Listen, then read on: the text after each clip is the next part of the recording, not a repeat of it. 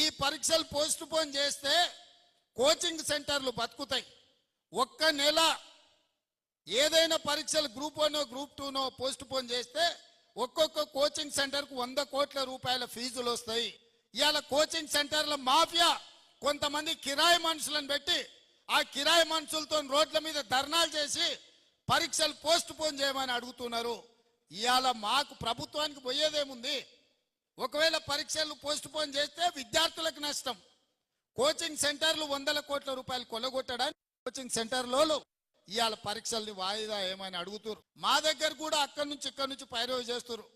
Sir మేము coaching సెంటర్లు పెట్టుకున్నదే ఇవి నడుస్తామని, నువ్వు అన్ని పరీక్షలు పెట్టి పిల్లలకు ఉద్యోగాలు ఇస్తే మా దగ్గర ఎవరు చదువుకుంటాడు, మా వ్యాపారం మూతపడదా అని వస్తారు. ఇంత సిగ్గు తప్పిపోయారు. నిరుద్యోగ యువకుల బలహీనతను వ్యాపారంగా మార్చుకోవాలని కొన్ని కోచింగ్ సెంటర్ల